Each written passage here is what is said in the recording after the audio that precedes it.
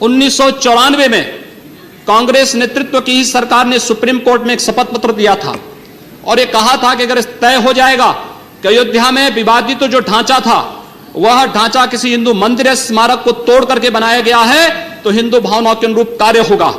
आखिर यह साबित हो चुका है।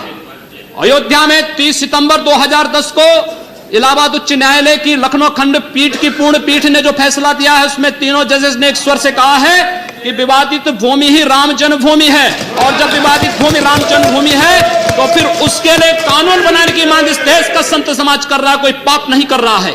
हम अपने हक को मांग रहे हैं और हम ही मांग कर रहे हैं कि अयोध्या में राम जन्मभूमि पर भव्य मंदिर का निर्माण होना चाहिए। कानून इस सरकार को लाना चाहिए क्योंकि सुप्रीम कोर्ट में शपथ पत्र कांग्रेस नेतृत्व की सरकार ने उस समय दाखिल किया था और उसी क्रम में हम मांग कर रहे हैं।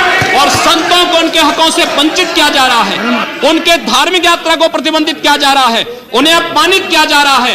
और किस समाजवाद की बात मुलायम सिंह जी कर रहे हैं, किस संविधान की बात कर रहे हैं? ये समाजवाद है। स्वयं राष्ट्रीय अध्यक्ष हैं, इनके दो भाई महासचिव हैं, इनका पुत्र प्रदेश अध्यक्ष है। कौन से समाजवाद की बात करते हैं? परिवारवाद की बात करते हैं। बेवकूफ बना रहे देश को, ये केवल देश को बेवकूफ बनाने का कार्य कर रहे हैं और बेवकूफ बना करके समाजवाद के नाम पर समाज को बेवकूफ बना करके सेकुलरिज्म की धज्जियां उड़ा रहे हैं। 30 दंगे उत्तर प्रदेश के अंदर हो चुके हैं। मोदिया एक वर्ष में 30 बड़े बड़े दंगे, हर दंगे में हिंदू प्रताड़ित हुआ है, हिंदू जेल में बंद हुआ है। और ये सरकार परंपरा की बात करती है। किस परंपरा की बात इस सरकार कर रही है?